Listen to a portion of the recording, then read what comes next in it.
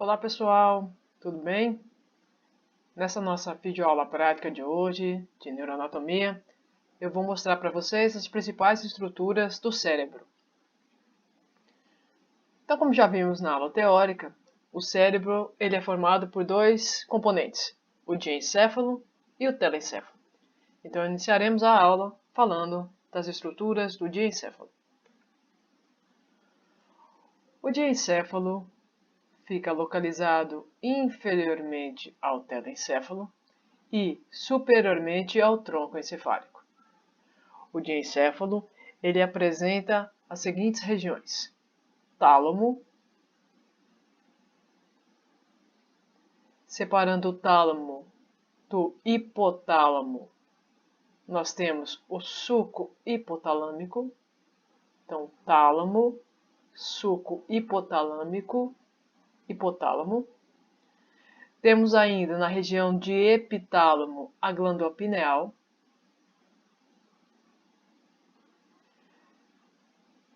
Estamos vendo a vista medial do diencéfalo do lado direito. Quando esse diencéfalo se une direito com o esquerdo, forma uma cavidade que veremos depois, que é uma cavidade chamada de terceiro ventrículo. Acima do tálamo conseguimos identificar essa rede vascular, que é o plexo coroide, que irá produzir o líquido céfalo-raquidiano. É possível ainda identificar algumas estruturas. Temos uma comissura anterior, comissura posterior. Temos a comunicação do terceiro ventrículo que se forma quando temos os dois antímeros, os dois diencéfalos. E essa comunicação do terceiro ventrículo com os ventrículos laterais ocorre pelo forame interventricular. Então, essa estrutura aqui é o forame interventricular. Na região do hipotálamo, conseguimos identificar. Então, na região do hipotálamo, conseguimos identificar o quiasma óptico, que ocorre pelo cruzamento das fibras do nervo óptico, cruzamento parcial. Temos a região onde estaria localizado a hipófise, que, infelizmente, quando se tira um encéfalo, ela fica presa pelo diafragma da célula, a fossa hipofisária. Então, dificilmente a gente consegue um encéfalo com a hipófise, mas a hipófise é uma estrutura hipotalâmica. E temos os corpos mamilares, que são dois. Além disso, nós temos uma região de transição não visível na peça, o quarto componente do diencéfalo, que é o subtálamo, que nós vimos na aula teórica.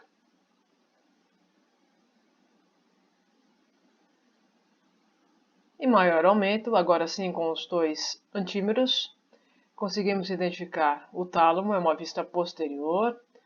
Essa estrutura medial é chamada de pulvinar do tálamo. Ainda temos, em relação ao tálamo, os corpos geniculados. Vimos na aula passada que no mesencéfalo havia os colículos superiores e os colículos inferiores. Nós temos, em relação ao pulvinar do tálamo, um corpo geniculado medial e um corpo geniculado lateral. Pulvinar do tálamo, corpo geniculado medial, corpo geniculado lateral. Nesta imagem, podemos identificar com mais clareza também a glândula pineal, que faz parte do epitálamo. Na imagem da esquerda, conseguimos identificar mais uma vez a glândula pineal e o destaque para essa glândula na região do epitálamo. Identificamos de novo o suco hipotalâmico e temos aqui ainda uma estrutura mesencefálica que se chama aqueduto do mesencéfalo. Esse aqueduto do mesencéfalo fará a ligação do terceiro ventrículo com o quarto ventrículo, que fica localizado entre o tronco encefálico e o cerebelo.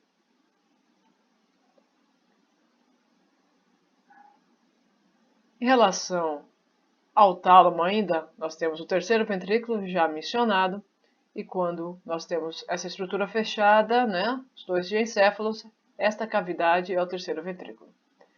Num corte frontal ou coronal, nós conseguimos identificar os ventrículos laterais, que são estruturas do telencéfalo, e eles drenam por aquele forame que eu mostrei há pouco, forame interventricular, para o terceiro ventrículo, que é nesse espaço.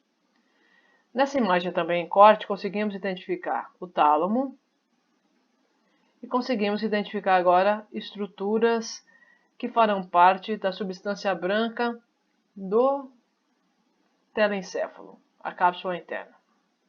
Acima dela nós temos o corpo caloso. É uma fibra comissural que une as mesmas regiões do antímulo esquerdo com o antímulo direito, que veremos daqui a pouco melhor na aula de telencéfalo. Então, mais uma vez, terceiro ventrículo.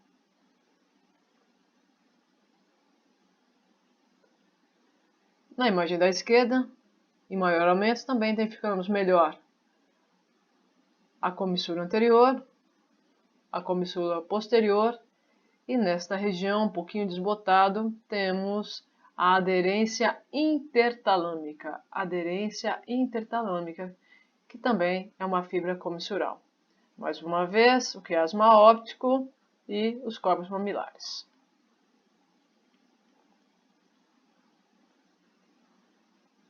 Em relação ao hipotálamo, já vimos quiasma óptico e corpos mamilares. É importante salientar que o hipotálamo ele é repleto de núcleos, que vemos no componente teórico, e esses núcleos controlam a função da hipófise, que não está demonstrada nesta imagem. Numa vista anterior do tronco encefálico e numa vista inferior do diencéfalo, conseguimos identificar, então, o quiasma óptico. O quiasma óptico é o ponto onde os nervos ópticos cruzam suas fibras. Nós veremos que esse cruzamento é parcial das fibras. Nessa região, teríamos a hipófise e os corpos mamilares, que são em números de 2.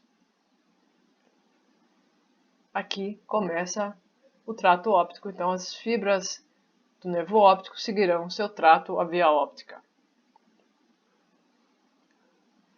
Agora, em relação à anatomia do telencéfalo, o que nós temos inicialmente para falar é sobre a estrutura das meninges.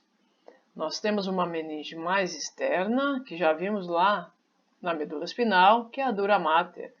A dura mater encefálica, ela apresenta 2 folhetos. Um folheto periosteal, aderido à face interna dos ossos do crânio, e um folheto meningeal, voltado para o encéfalo. Em alguns locais, esses folhetos se descolam e assim ocorrem cavidades, né? Essas cavidades entre esses 2 folhetos, esse espaço, é chamado de seios da dura mater. A gente vai ver daqui a pouquinho, e eles servirão para fazer a drenagem venosa do encéfalo. Lembrando que não existe espaço epidural nem espaço subdural no encéfalo. Seguindo profundamente a dura mater, nós temos a aracnoide. Então, toda essa estrutura esbranquiçada é a meninge aracnoide. Entre ela e a pia mater, que está aderida ao tecido neural, existirá o espaço subaracnoide. Nesse espaço subaracnoide correm os vasos. Na imagem central, conseguimos mais uma vez identificar a estrutura da aracnoide e não conseguimos diferenciar a pia mater. Então, a pia mater está intimamente aderida ao tecido neural e o espaço entre a pia mater e a aracnoide é o espaço subaracnoide. Esse espaço subaracnoide ele será contínuo com o espaço subaracnoide da medula espinal e teremos aí a circulação do líquido cefalorraquidiano, conhecido também como líquor, que falaremos na aula teórica. Na imagem da esquerda, conseguimos identificar, então, a dura mater. Essa dura mater é um folheto externo meningeal, periosteal e um folheto interno meningeal. Então, o espaço que ocorre, essa cavidade que ocorre entre esses 2 folhetos, são os seios da dura mater. Então, servirão como veias para fazer a drenagem venosa encefálica. Nos seios da dura mater, em especial neste, que é o seio sagital mediano, se abrem As granulações aracnoides, que veremos na aula de circulação do líquido cefalorraquidiano, drenarão este líquido para o seio da dura mater. Em relação à substância branca e cinzenta telencefálica, nós temos dispostas a substância cinzenta, ou seja, os corpos de neurônios, em duas regiões. Perifericamente, esses corpos de neurônio formam o córtex telencefálico. Então, o córtex do telencéfalo fica localizado perifericamente, assim como o córtex cerebelar que nós vimos na aula passada. No interior, nós temos substância branca, que formarão estruturas distintas. Temos cápsula interna, temos corpo caloso. Então, o hemisfério telencefálico direito do esquerdo, eles são separados, porém, existem estruturas chamadas de fibras comissurais que os ligam, e o corpo caloso é a maior das fibras comissurais. Então, esse espaço aqui é a fissura longitudinal, e quando a gente separa esses dois hemisférios, lá no seu interior, a gente identifica o corpo caloso. Na imagem da direita, conseguimos identificar que, além do córtex, que a gente já mostrou na periferia, então a gente consegue ver aqui a diferença de cor, córtex na periferia, substância branca no centro, nós encontramos mergulhados na substância branca telencefálica agrupamentos de corpos de neurônio. E quando esses agrupamentos de corpos de neurônio ocorrem sem ser em região cortical, eles são chamados de núcleos. Então, nós temos no telencéfalo, mergulhados na substância branca, os núcleos, em especial os núcleos da base. A substância branca, além de formar fibras comissurais, que são aquelas que ligam a mesma região telencefálica de um ontímero ao outro, elas formam também outros dois tipos de fibras: fibras de associação e fibras de projeção. As fibras de projeção projetam a informação de um nível inferior para um superior, ou de um superior para um inferior. Temos aqui o grande exemplo de fibra de projeção, a cápsula interna. Temos as fibras de associação. As fibras de associação, veremos depois, um giro do símbolo, é das fibras mais importantes de associação, associam, ligam no mesmo hemisfério telencefálico áreas corticais diferentes. Então, fazem a união de giros de lobos diferentes do mesmo lado. Então, são fibras de associação. Associam regiões diferentes do mesmo ontímero telencefálico. Nesta imagem está demonstrado a face superolateral do telencéfalo. Conseguimos identificar no telencéfalo, em cada um de seus hemisférios, alguns polos, ou seja, extremidades. A extremidade anterior é chamada de polo frontal. A extremidade posterior, chamada de polo occipital. E a extremidade lateral, chamada de polo temporal. Além disso, esse telencéfalo, essas estruturas, recebem os nomes relacionados aos ossos. Então, nós temos, primeiramente, um sulco central e um sulco lateral. O sulco central separa a estrutura anterior, que é chamada de lobo frontal, toda essa estrutura, cada uma dessas dobrinhas é um giro, e tem nome que veremos daqui a pouquinho, do lobo parietal. O sulco lateral separa o lobo temporal dos lobos parietais e frontais. Na parte de trás, nós temos o sulco parieto-occipital, separando o lobo parietal do lobo occipital. Vamos falar, então, dos sulcos e giros. Os sulcos e giros, eles acontecem porque eles, quando dispostos desta forma, no telencéfalo, aumenta a área externa, a área cortical. Se não houvesse os sulcos e os giros, para termos um córtex telencefálico do tamanho que temos, o encéfalo deveria ser bem maior se fosse algo retilíneo. Então, em relação a esses sulcos e giros, nessa face superolateral, que nós temos, mais uma vez, sulco central. À frente do sulco central, temos o lobo parietal. e o lobo frontal, desculpe, o lobo frontal, e a primeira parte do lobo frontal que nós temos é o giro pré-central. O giro pré-central é uma área motora primária, uma área importantíssima para o movimento. À frente do giro pré-central, nós temos o sulco pré-central. Depois teremos giros frontais e sulcos frontais. Temos 3 giros: giro frontal superior, giro frontal médio, giro frontal inferior. Entre o giro frontal superior e o frontal médio, há o sulco frontal superior. Entre o giro frontal médio e giro frontal inferior, há o sulco frontal inferior.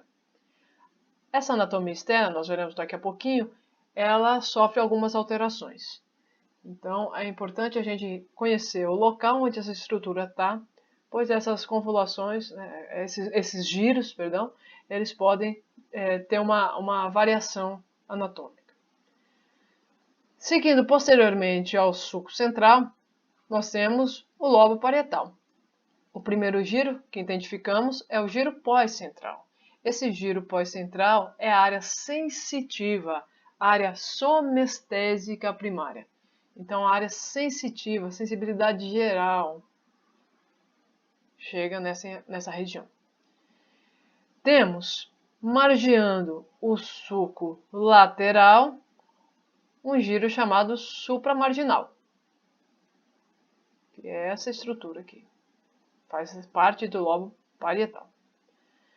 Temos ainda um outro giro, um giro chamado de giro angular, e é este aqui.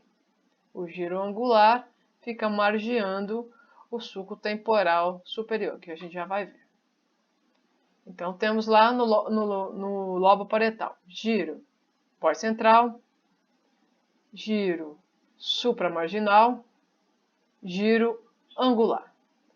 Além disso, temos giros parietais superior e inferior, mas que eu não vou pedir para vocês diferenciar.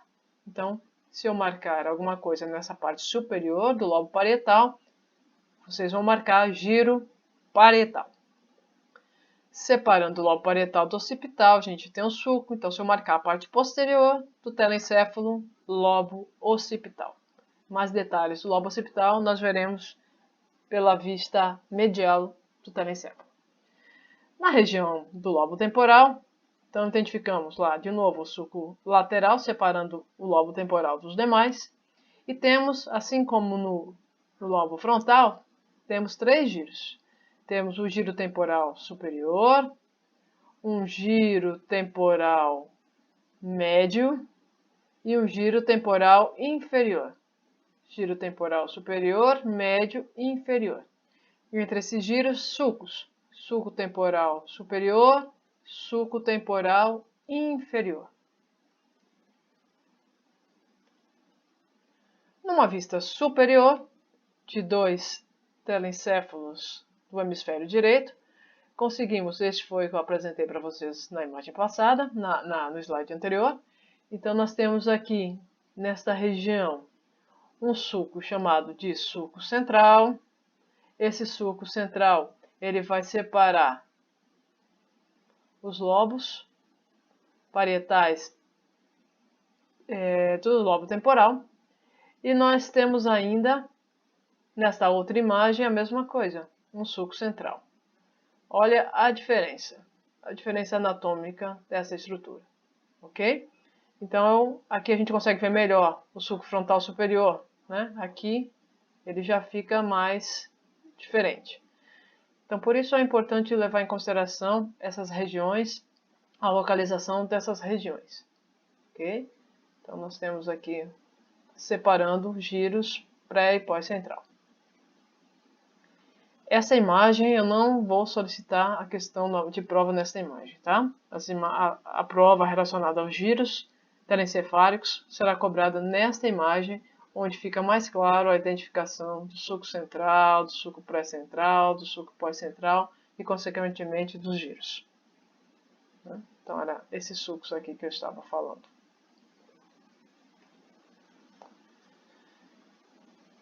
rebatendo parte do giro parietal, temporal, frontal e temporal, então internamente a esses giros, esses lobos, existe um outro lobo, um quinto lobo, que é chamado de lobo da ínsula. Então, no telencéfalo existe o lobo frontal, parietal, occipital, temporal e este interno, que é o lobo da ínsula.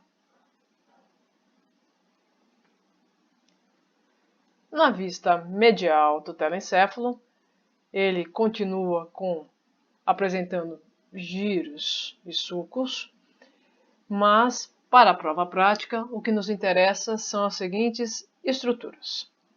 Nós temos, seguindo a partir do diencéfalo, então superiormente ao diencéfalo, nós temos esta estrutura chamada de fórnice. Fórnice. Temos os ventrículos laterais, que na imagem da direita está aqui. Ventrículos laterais, direito e esquerdo. Lembrando que esses ventrículos se comunicam, né, com o terceiro ventrículo pelo foramen interventricular. Acima dos ventrículos laterais, nós temos essa estrutura, que é a maior comissura que ocorre no telencéfalo, que é o corpo caloso. Então, toda essa estrutura é o corpo caloso. Até agora, o corpo caloso foi apresentado para vocês dessa forma, em corte frontal ou coronal. Então, uma fibra comissural que liga os hemisférios telencefálicos. Note, na imagem do próximo slide eu vou mostrar novamente, que separando o ventrículo do lado direito e do lado esquerdo existe uma parede. É o septo pelúcido. Septo pelúcido. Acima do corpo caloso existe um giro. Giro do cíngulo. Giro do cíngulo. E acima desse giro, o sulco do giro do cíngulo. Este giro do cíngulo é um exemplo de fibra de associação que eu falei para vocês há pouco. Nós temos o corpo caloso como fibra comissural, que une as mesmas regiões telencefálicas do lado direito com o lado esquerdo. Nós temos as fibras de projeção, que eu falei da cápsula interna, que projetam uma informação de níveis diferentes, superior para inferior, inferior para superior. E temos fibras de associação, que do mesmo lado telencefálico faz a associação de regiões telencefálicas diferentes. Então, o giro do cíngulo é um exemplo de fibra de associação. Nós conseguimos identificar ainda nesta vista medial um sulco, aqui mais claro, parieto-occipital, separando o lobo parietal de lobo occipital. Essa região é a região do sulco central, então nesta parte nós teremos a região do lobo frontal superior. Então nós temos aqui o sulco parieto-occipital e toda essa outra região é a região do lobo occipital. Fazendo parte do lobo occipital, nós temos o cúneo,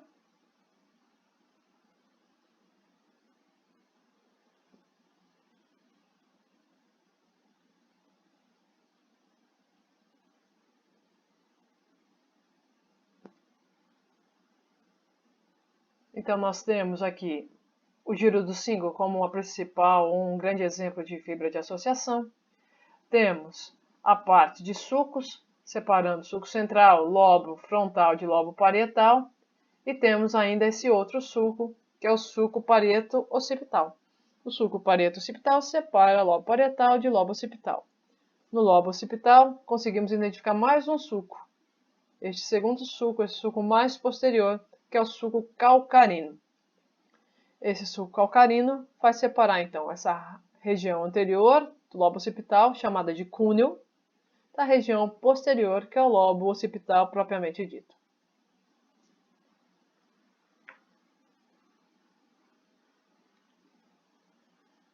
Na vista inferior do telencéfalo, nós conseguimos identificar o nervo olfatório, que é o primeiro par de nervos cranianos. Medialmente ao nervo olfatório, nós temos um giro, que é o giro reto.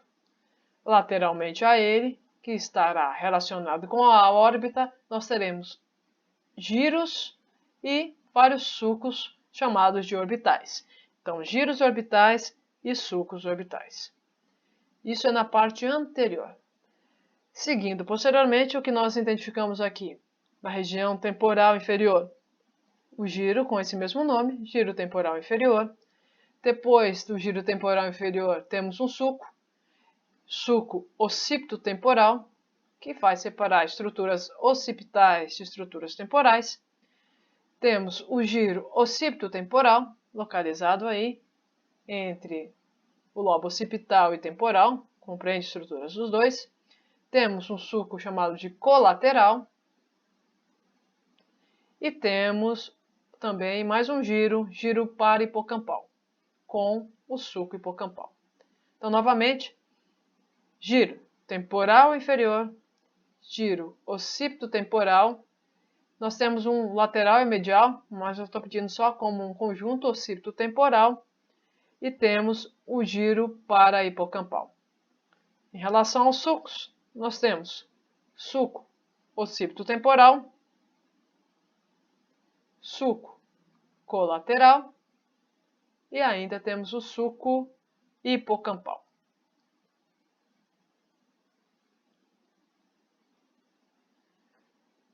Mais uma vez, mostramos para vocês a estrutura dos ventrículos. Então, os ventrículos laterais ocorrem no telencéfalo. A parede medial é formada por essa estrutura, o septo pelúcido. No córtex frontal já mostrado, ventrículos laterais, septo pelúcido. Os ventrículos laterais farão a drenagem deste líquido cefalorraquidiano para o terceiro ventrículo. Aproveito para mostrar nessa imagem, aqui na região acima do córtex telencefálico, do lado direito, essa estrutura aqui. Isso aqui representa um acidente vascular encefálico, né? Hemorrágico. Então foi um derrame, por isso que essa região do espaço subaracnoide está escuro, porque é uma região cheia de sangue. Como eu disse, dos ventrículos laterais, o líquido cefalorraquidiano será enviado pelo forame interventricular para o terceiro ventrículo. Do terceiro ventrículo, ele segue pelo aqueduto do mesencéfalo para o quarto ventrículo. Na região do quarto ventrículo, na região entre bulbo, ponte e tronco e cerebelo, existem as aberturas laterais, são duas, e uma abertura mediana, onde esse líquor vai ganhar o espaço subaracnoide, porque até agora ele estava correndo dentro das estruturas encefálicas. Então, é na região do tronco encefálico que o líquido cefalorraquidiano ganha o espaço subaracnoide e preenche esse espaço subaracnoide. Tanto é que ele é coletado para fazer exames de meningite, por exemplo. Seguindo a partir do quarto ventrículo, dentro do sistema nervoso central, teremos bulbo, medula espinal e teremos o canal central da medula. Então, no canal central da medula também haverá líquido cefalorraquidiano ou líquor. Nessa outra imagem, mostrando novamente os ventrículos laterais drenando para o terceiro ventrículo. E é possível identificar mais uma vez a cápsula interna, que são fibras de projeção, o corpo caloso, que são fibras comissurais, e o giro do cíngulo, que são fibras de associação.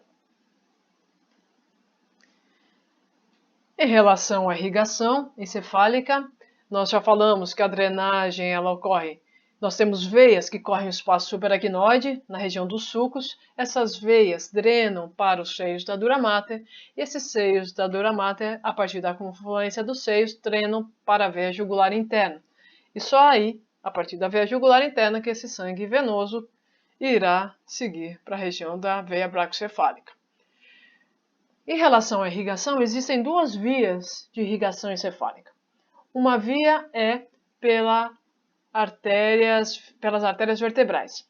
As artérias vertebrais, que na imagem da esquerda estão mostradas junto com a seta, elas passam anteriormente ao tronco encefálico aqui em maior aumento, as artérias vertebrais, elas têm origem nas artérias subclávias.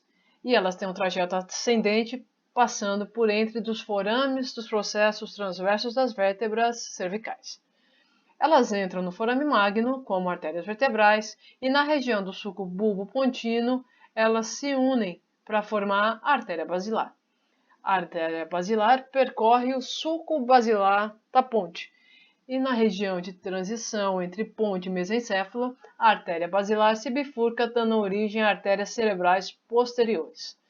Nesse trajeto, várias outras artérias sairão, para o cerebelo, para a ponte, para o mesencéfalo, para o bulbo.